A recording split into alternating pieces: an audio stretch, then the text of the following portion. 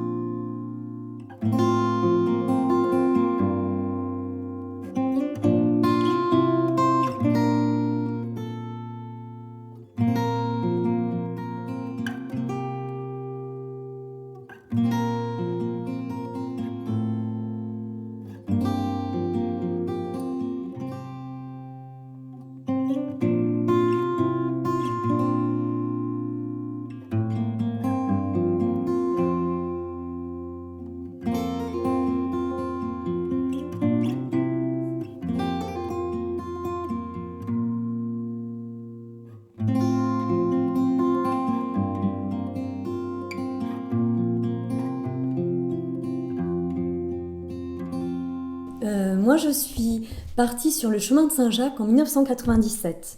Donc ça fait maintenant un certain bout de temps. Et je faisais le chemin, a priori, pour changer de vie.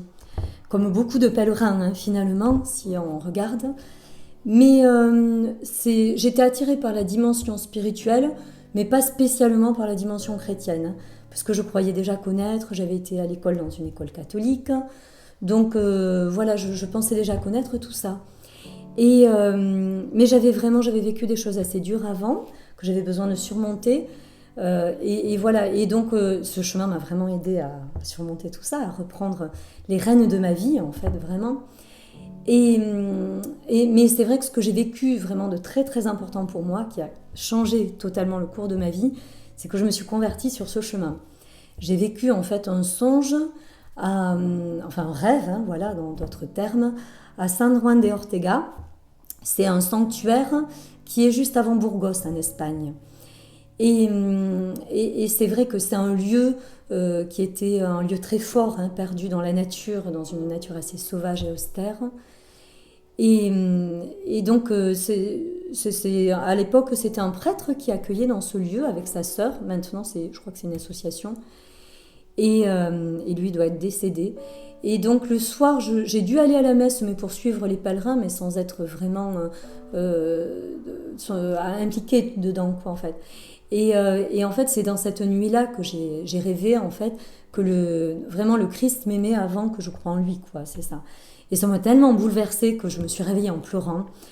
Et j'ai pleuré pendant toute une journée, toute une nuit, toute une journée encore. Enfin vraiment, je me suis écroulée tellement j'étais épuisée par les larmes au bout d'un jour et demi. Et donc à partir de là, j'ai vraiment cheminé. Donc au retour de Saint-Jacques, j'ai pas commencé à accueillir tout de suite. C'est au départ, j'ai un petit peu discerné, hein, voilà, parce que ça avait tellement changé de choses et de repères dans ma vie, à la fois ce que j'avais vécu, donc ma conversion, mais aussi le chemin, quoi, finalement, le chemin de Saint-Jacques lui-même. Et qu'en fait, voilà, j'ai vraiment cherché, j'ai travaillé dans une librairie chrétienne à Nice. Je suis allée m'installer pendant presque 2 ans à Nice. Et voilà, ce qui m'a permis vraiment d'approfondir, de beaucoup lire, de beaucoup rencontrer de personnes. Et ça m'a vraiment fait beaucoup de bien ce temps-là. Et j'ai même pensé que j'étais appelée à la vie religieuse, tellement c'était fort ce que je ressentais. Donc j'ai fait des expériences un petit peu dans des communautés, mais qui n'ont pas été... enfin, je ne les vois pas comme inutiles, hein, même si je ne suis pas rentrée dans ces communautés, parce que ça a été un super moment de ma vie. Voilà, je suis allée à Tibériade en Belgique, chez les Sœurs de l'Agneau, qui sont plus dans les Pyrénées, hein, voilà, au pied des Pyrénées, chez les Sœurs de Mère Teresa à Paris. Je voulais aller à Calcutta, et puis elles avaient besoin d'aide à Paris, alors je suis allée à Paris, c'était plus simple. Voilà, et puis j'ai passé une année presque enfin 9 mois, donc c'est très symbolique, 9 mois, à Thésée, la communauté de Thésée qui est œcuménique, et voilà, et qui a été vraiment un peu l'aboutissement de mon temps de discernement. Et donc j'espère que c'est pas trop long mon explication, hein, je veux pas lasser, mais voilà, c'est un peu nécessaire pour comprendre un petit peu la suite. Et puis là, c'est vrai que ça, c'est venu avec clarté que c'était l'accueil des pèlerins, que j'étais vraiment appelée à ça.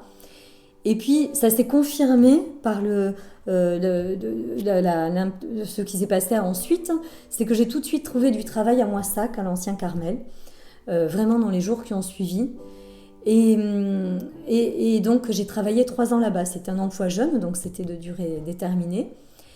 Et donc ça a été vraiment un temps que j'ai beaucoup aimé aussi. Donc à l'issue de ces 3 ans, mon contrat s'arrêtait. Et c'était assez étonnant pour moi parce que je pensais qu'il y aurait une continuité. Et donc j'ai cherché un autre endroit où accueillir, en France ou en Espagne. Et je ne trouvais pas jusqu'au moment où j'ai reçu un appel des frères de Conques qui ont appris, je n'ai jamais su comment, que mon travail s'arrêtait à Moissac, et qui m'ont proposé de travailler à l'abbaye. Donc j'ai travaillé pendant 5 années à l'abbaye de Conques, dans le bureau d'accueil qui est derrière l'abbatiale.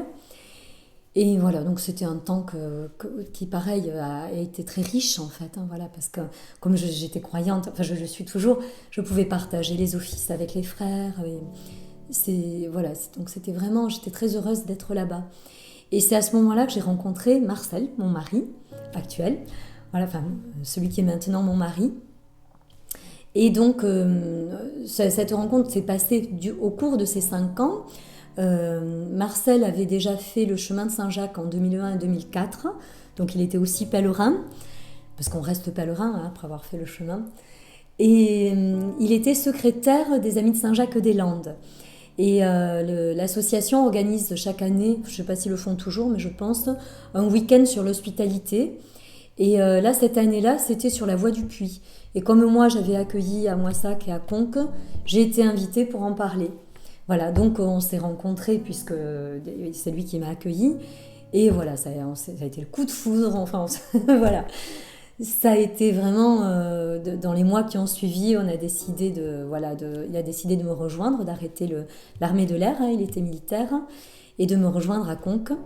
Et on s'est fiancés et mariés assez rapidement. Et on a décidé, après notre mariage, de chercher un lieu où accueillir ensemble. Parce que c'est vrai que moi j'étais tellement impliquée dans l'accueil que c'était difficile pour moi de me partager entre l'accueil et la vie personnelle. Donc on s'est dit il faut tout vivre dans la même maison.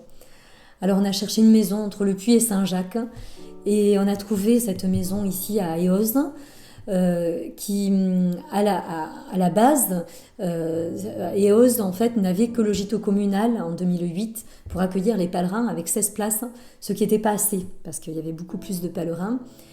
Et donc on est allé avant d'acheter la maison voir le curé, le maire, l'office de tourisme pour voir si tout le monde était d'accord avec ce projet d'un accueil en donativo et un accueil chrétien, ce qui n'était pas évident à la base, ni pour les uns ni pour les autres, mais on a eu un excellent accueil, d'autant plus qu'il manquait des places.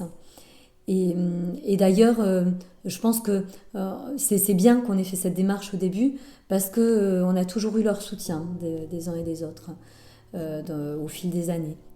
Donc nous, c'est un accueil chrétien, mais on n'impose rien évidemment à ceux qu'on accueille, hein, voilà, parce que les motivations de ceux qui viennent dormir sont très très diverses. Bien sûr, il y a des personnes qui viennent parce qu'elles sont croyantes et qu'elles cherchent un lieu où on leur propose un temps de prière. Mais ça peut être aussi à cause d'une donativo en fait que des pèlerins décident de venir ici. soit parce que ils n'ont pas les moyens, donc que ça leur permet de ne pas dormir dehors une nuit. Hein. On en a très très souvent qui dorment dehors toutes les autres nuits, avant et après, et qui ici dorment dans le gîte. Mais il y a aussi une grande proportion de pèlerins qui aiment le principe du donativo et qui trouvent qu'il y a une convivialité. Peut-être parce qu'il y a moins le rapport d'argent, je ne sais pas, puisque moi j'ai accueilli dans des accueils où il y avait le rapport d'argent, hein, à Moissac et à Conques finalement.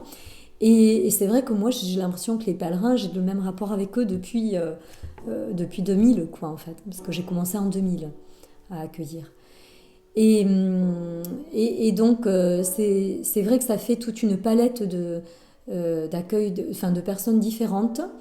Je pense encore plus que peut-être que dans d'autres gîtes, parce que parmi ceux qui cherchent un accueil chrétien, par exemple, il y a des personnes qui sont habituées à aller en chambre d'hôte, qui se retrouvent dans un accueil très simple, parce que je pense que voilà, tu as montré les chambres un petit peu, c'est un accueil, c'est toujours très propre. On tient, en fait, moi c'est quelque chose à quoi je tiens beaucoup, la propreté, Marcel aussi.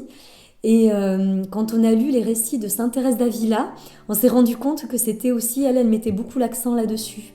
Que dans les Carmels, ce soit très simple, mais toujours très propre. Et ça nous avait beaucoup touché, cet aspect-là. Et voilà, on se dit que la propreté, c'est la première chose qu'on doit en premier aux pèlerins, quoi, voilà. Et après, c'est l'accueil, bien sûr, et puis peut-être la beauté du lieu, voilà. Et puis après, le temps qu'on peut passer aussi avec chacun, la disponibilité. Alors, donc le donativo, c'est un principe qui existe beaucoup en Espagne.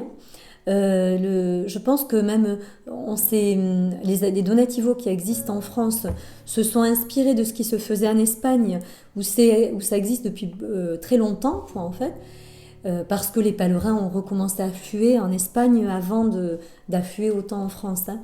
Et d'ailleurs, ils sont toujours plus nombreux là-bas. Donc le principe du donativo, c'est pas de la gratuité, c'est qu'il y a une boîte, hein, nous c'est une boîte toute simple, où les pèlerins peuvent déposer leur participation. Donc en français, on dit libre participation aux frais. Aucun des deux n'est vraiment un terme très précis, parce que nous, souvent, les pèlerins ne savent pas, sont un peu démunis par rapport à ça. Ceux qui ne sont jamais allés dans un donativo, ils nous disent « mais vous pouvez pas nous fixer un ordre d'idées ?» Et nous, on leur dit « non, c'est pas possible, parce que c'est tellement différent selon les personnes. » Alors moi, maintenant, mais au début, je pensais pas l'expliquer comme ça. C'est vraiment comme ça que j'ai cheminé aussi pour le présenter. Je dis aux pèlerins qui me posent cette question, tu sais ce que tu peux te permettre de dépenser chaque jour. Si tu dors dehors tous les jours, ça se peut que tu dépenses 5 € par jour. Des fois, les plus riches 10 € par jour, mais c'est guère plus. Donc, ça ne serait pas juste que tu mettes plus, parce que tu vas te démunir pour la suite de ton chemin. Si tu dors en gîte, que tu ne prends pas la demi-pension, c'est peut-être dans les 15 €. Voilà. Si tu prends la demi-pension, c'est plus. Si tu vas en chambre d'hôte et que tu prends le repas, c'est encore plus. Donc, là, si tu ne donnes pas ce que tu peux donner chaque jour, c'est un peu du vol par rapport aux pèlerins qui peuvent donner moins. Je dis pas forcément du vol, hein, voilà, c'est un terme un peu extrême. Mais c'est pour dire, nous, on peut pas donner une fourchette de prix parce qu'elle serait beaucoup trop large. Ça ferait ridicule de donner entre 2 et 50 €. Parce que celui qui a rien, il peut donner rien. Celui qui veut donner plus de 50, nous, il n'y a pas de problème. Hein.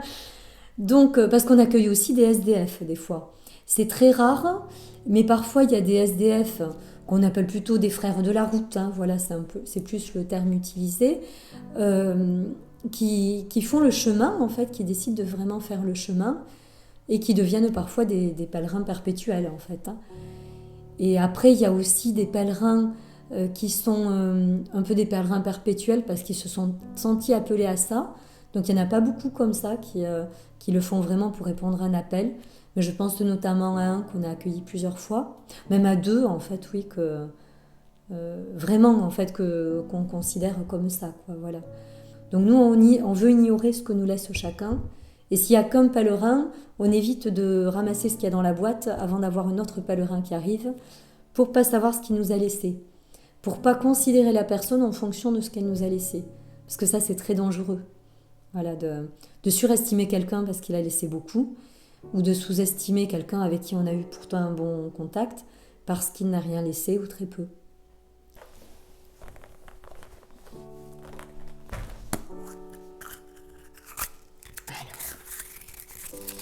Quelle est cette question ? Alors, que dirais-tu à la personne que tu étais il y a 20 ans ? Alors, il y a 20 ans, vous allez savoir mon âge, j'avais 27 ans. Donc, j'avais déjà fait le chemin de Saint-Jacques et j'étais déjà dans j'avais repris les rênes de ma vie, comme je le disais par rapport au chemin de Saint-Jacques, ce que m'avait apporté le chemin de Saint-Jacques. Donc, est-ce que je peux peut-être en parler de ce que je dirais à celle que j'étais il y a 30 ans ? Parce qu'il y a 30 ans, j'avais 17 ans. Et alors là, c'est beaucoup plus intéressant. Dans cette période, entre 15 et 23 ans, j'ai fait le chemin, j'avais 23 ans. Et donc, c'est vrai que c'était une période qui était assez laborieuse de ma vie, où j'ai vécu des choses très difficiles. Ce que j'aimerais dire à cette personne que j'étais, c'est déjà d'être plus ouverte, de pas être si fermée à ce que peut lui apporter le christianisme, parce que finalement, en creux, c'était ça qui manquait, quoi. Voilà, j'étais dans l'attente du Christ. Je ne sais pas si tu connais les écrits des soufis, c'est vraiment l'attente du bien-aimé.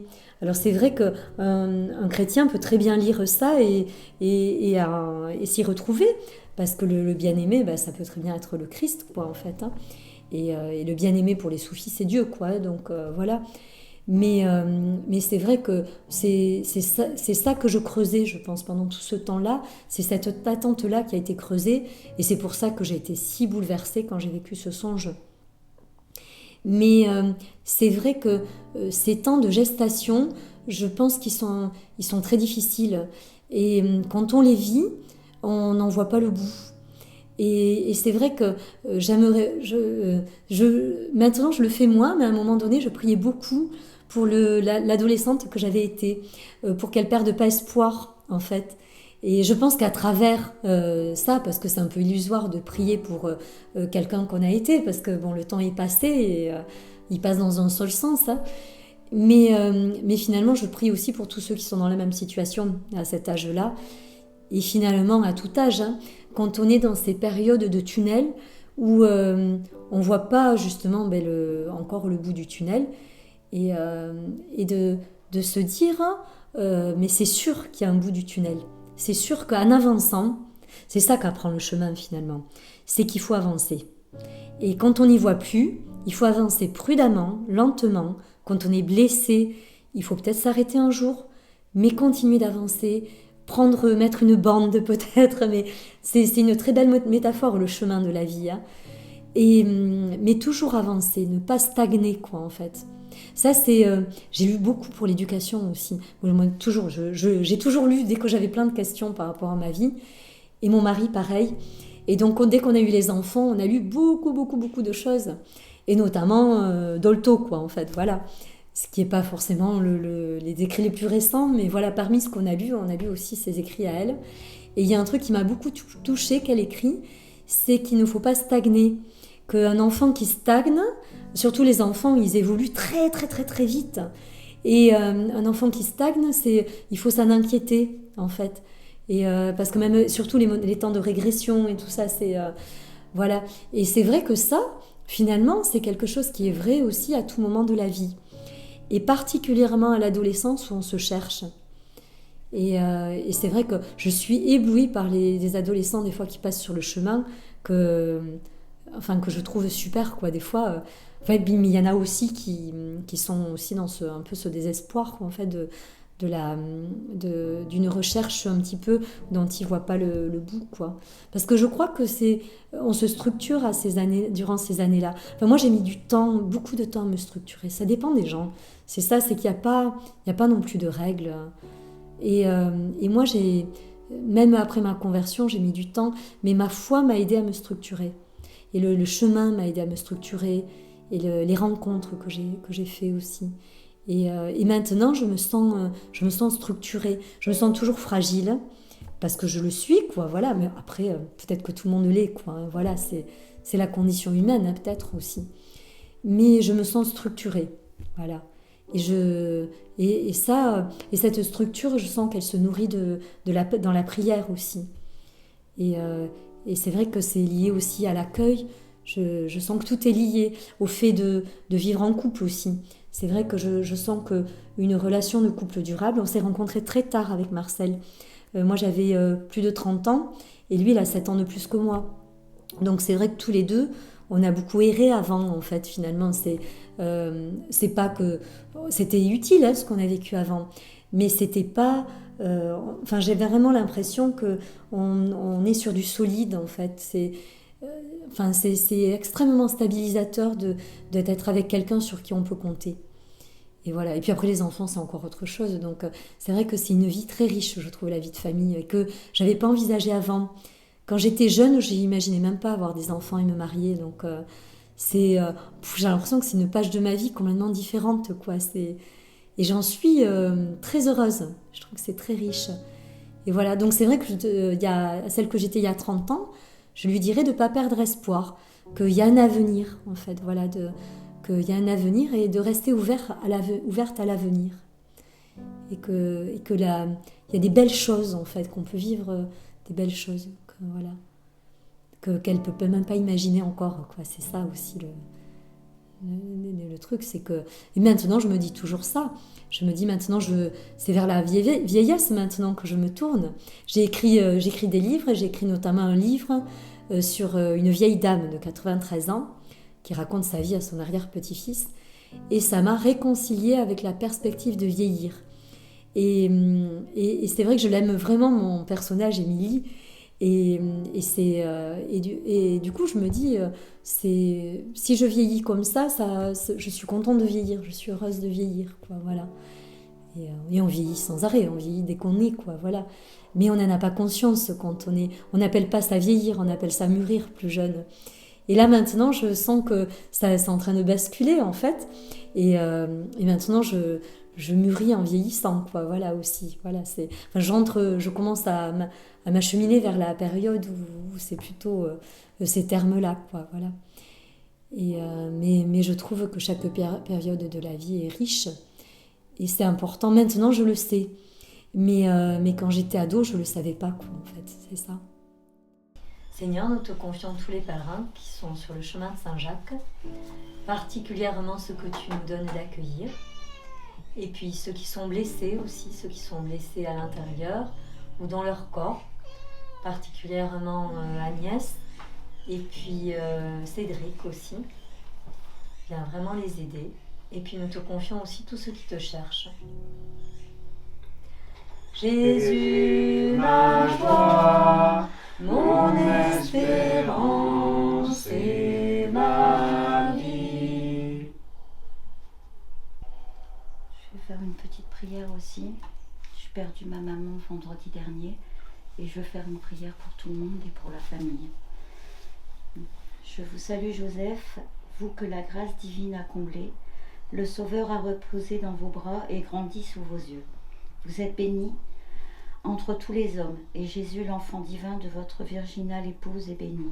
Saint Joseph, donné pour Père au Fils de Dieu, priez pour nous dans nos soucis de famille, de santé et de travail, jusqu'à nos derniers jours, et daignez nous secourir à l'heure de notre mort. Amen. Amen. Jésus, ma joie, mon espérance et ma vie. Sur le travail de Yann aussi, ce reportage qu'il fait sur le chemin de Saint-Jacques, pour que ça porte du fruit pour lui et puis pour tous ceux qui regarderont ces reportages. Jésus, ma joie, mon espérance et ma vie. Sauve-nous, Seigneur, quand nous veillons. Garde-nous, Seigneur, quand nous dormons. Et nous veillons veillerons avec le Christ et nous reposerons en paix.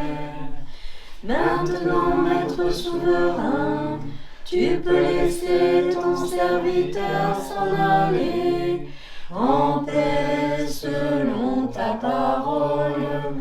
Car mes yeux ont vu le salut que tu préparais à la face des peuples, lumière qui se révèle aux nations et donne gloire à ton peuple Israël.